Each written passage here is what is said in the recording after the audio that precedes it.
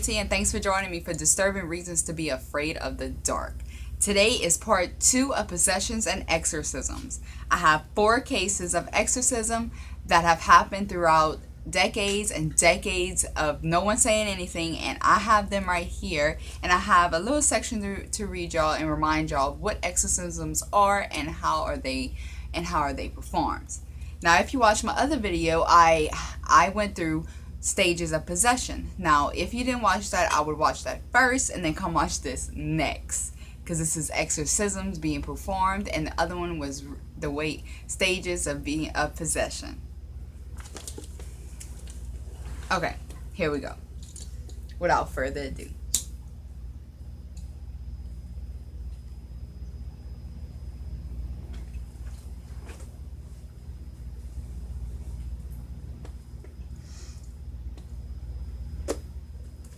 An exorcism is a religious ceremony to expel a demon from a possessed individual.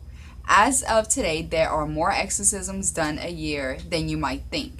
The numbers of official priests sanctioned by the Catholic Church to perform the ritual has risen over the last decade. In order for the Catholic Church to approve an exorcism, they must have a psychiatric evaluation done on each allegedly possessed person. In some cases, critics point out that some of the individuals that have an exorcism performed are mentally weak and vulnerable due to being denied the correct medical care or medications. Now, if you tuned into my video yesterday, I kind of explained that already, and I explained the stages of possession. And I also mentioned that the fact that schizophrenics are very, very criticized for saying they are possessed when they're mentally disabled to even say for themselves what is wrong with them. They hear voices just like a possessed person would. Doctors and priests do not agree on the subject, so nowadays you have to go to a doctor to get physically and mentally passed to be able to get an exorcism before you even contact the Roman Catholic Church. And here's case 1, the Earlene Possession. One of America's most well-known cases of possession took place in Earlene, Iowa, between 1896 and 1928. A local girl named Anna displayed unusual behavior, such as repulsion of religious artifacts and a compulsion to carry out unspeakable, naughty, and frowned-upon acts. Believed she was possessed by several entities, including her father and his mistress. The bishop called in a German priest to perform an exorcism. Unfortunately, the situation worsened, so the German priest returned 20 years later to perform another ritual that lasted for several months. Skeptics questioned if Anna was really possessed or if she suffered abusive trauma at the hands of her father. Now, that case took place a long time ago, so there's not a lot of witnesses or anything to confirm what happened, but it is a very, very real case that I believe happened. I have pictures that I'll put up here of everything I collected from the website and my research. Case 2, the butcher case. In 1974, Michael was a butcher living in the English market town of Ozette. After some erotic behavior expressing carnal interest in a woman from the Christian fellowship he and his wife attended on, an exorcism was organized. The ritual took place between the 5th and the 6th of October by Father Peter and Reverend Raymond, who were supposedly successful in casting out 40 demons. Michael was sent home despite the priest's suspicions that murder still resided within him. Once Michael got home, he murdered his wife by ripping out her eyes and was found in the street by police shouting, "It is the blood of Satan." Michael was declared insane and sentenced to time in Broadmoor Psychiatric Prison. A perfect example right here of the mental disability of a possessed person. It goes hand in hand with mental and possession. You cannot outrule something wrong with a person mentally without going to a possession state of mind. It's unheard of. So that's a perfect example of what people go through when they are possessed. Annalise Michael. The case of Annalise is one of the most controversial cases in history. After suffering a seizure, Annalise was diagnosed with psychosis caused by temporal lobe epilepsy. Despite treatment in a hospital and taking medication, her symptoms, including depression and aversion for religious artifacts, worsened. Annalise's devoted Catholic parents became convinced she was under a form of possession and entreated the church to perform an exorcism. Priests Arnold and Ernest performed roughly 67 rituals on Annalise over 10 months leading to her death of dehydration and malnutrition in 1976. Annalise's parents and the two priests were charged with neglect homicide. Now, if you're a person that loves horror movies, you probably ran across this movie. It's called Emily Rose. It's actually based on true accounts that happened. And if I was you, I would go watch it if you haven't already. It's a very good movie, a very sad movie at that though. But it's very educational on things that happen to a possessed person and how mental state and possession go hand in hand. Sometimes doctors confuse it. Doctors don't have...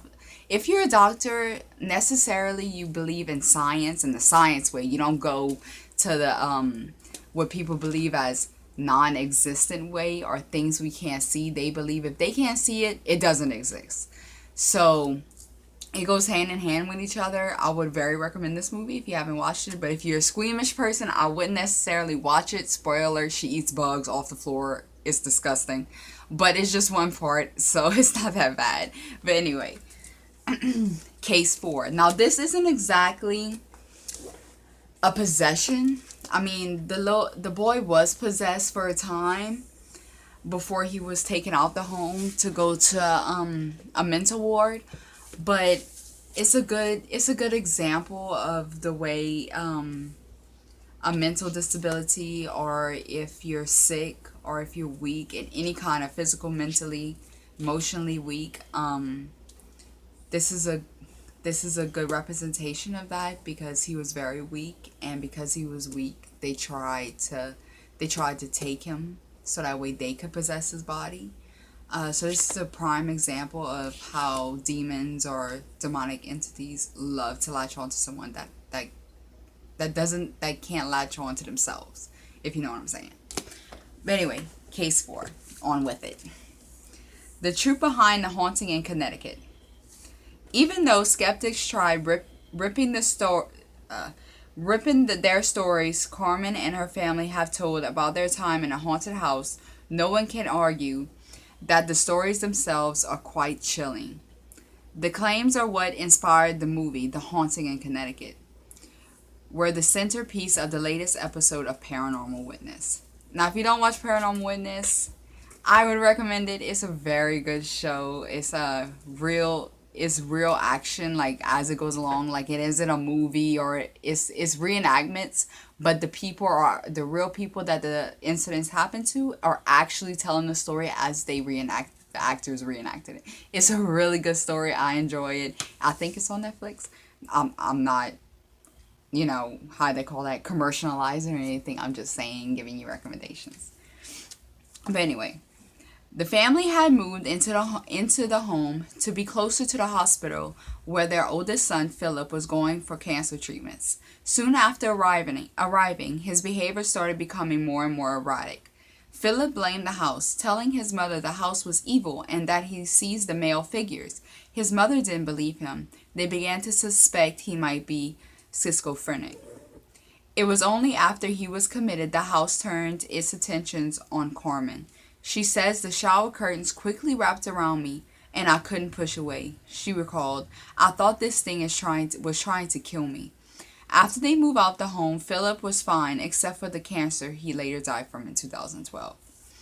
That's a very good movie if you haven't watched it. It's not exactly the same as the reenactment from Paranormal Witness or anything like that, or even if you watch A Haunting, it's not the same, or even if you research any of these stories on the internet. Sometimes they embellish it, the authors embellish it just to make sure that everyone gets a good scare for the movies or for your money for when you buy the book or anything like that. It's not the same. But the reenactments are pretty chilling themselves. They didn't need to polish it up any to me. I mean, it was pretty gruesome from what I watched. I know when they moved in, the mother was cleaning the home, and while she was mopping the kitchen, she was mopping and talking to the lady that was helping her. And when she looked at the mop, when she was mopping up blood on the floor. Like instead of water, it was all bloody, like blood everywhere. That was really disgusting.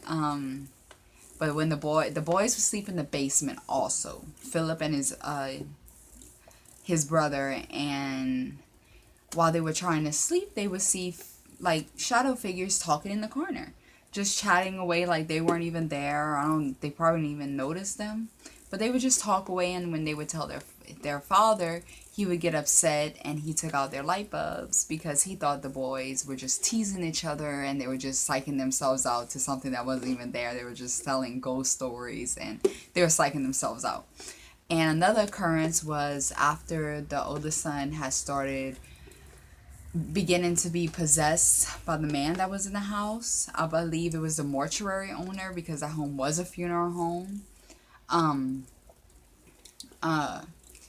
But he would spin his brother around on the optometry table, whatever that's called, the table they use to embalm the bodies. He was spinning them around on it, around and around and around.